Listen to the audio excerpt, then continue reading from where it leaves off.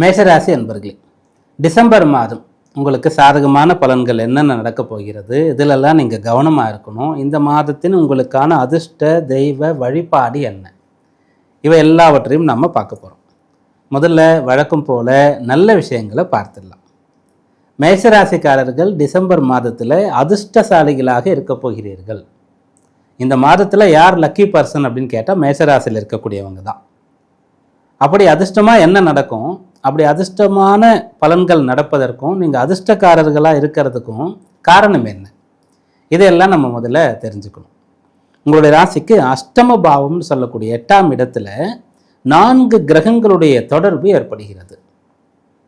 அப்போ 8ஆம் இடத்துல 4 கிரகம் வருதுன்னு சொன்னால் அதை கெடுபலன் தானே சொல்லுவாங்க.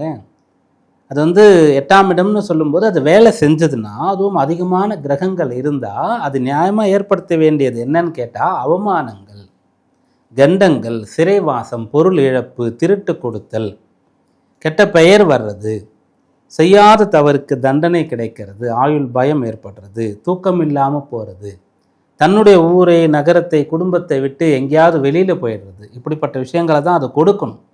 ஆனால் உங்களுக்கு அந்த அஷ்டமத்தில் இருக்கக்கூடிய கிரகங்கள் என்ன அப்படின்றத முதல்ல நம்ம பார்க்கணும்.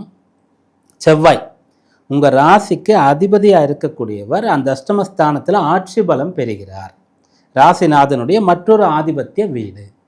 அதனால் அவர் உங்களுக்கு நல்ல பலன்களை கொடுப்பார். மற்றொன்று, இந்த மாதத்தில் குரு மாதம் தொடங்கும் போது, அதாவது டிசம்பர் மாத ஆரம்பத்தில் கடகராசியில் சஞ்சரிக்கிறார். டிசம்பர் மாதத்தினுடைய 5ஆம் தேதி முதல் வாரத்திலேயே அவர் பின்னோக்கி மிதுனத்துக்கு வரார். அப்போது அவர் மாதம் தொடங்கும் போது 4ஆம் இடத்துல உச்ச பலத்தோடு இருந்து செவ்வாயை பார்க்குறார்.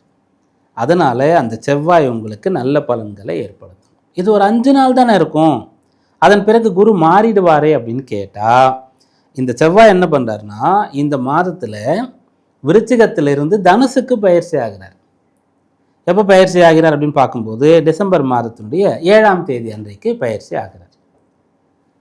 அந்த குரு பகவான் கடகத்தில் இருக்கும்போது விருச்சிகத்திலிருந்து அவருடைய பார்வை ராசியாதிபதிக்கு கிடைக்கிறது. அவர் மாறினா இவரும் மாறி மறுபடியும் பார்வையை பெறார். அதனால தான் உங்களை அதிர்ஷ்டக்காரர்கள் நான் சொன்னேன். ஏன்னா குருவுடைய ஒரு பார்வைன்னு சொல்லக்கூடியது கிடைக்கிறது அபூர்வம்.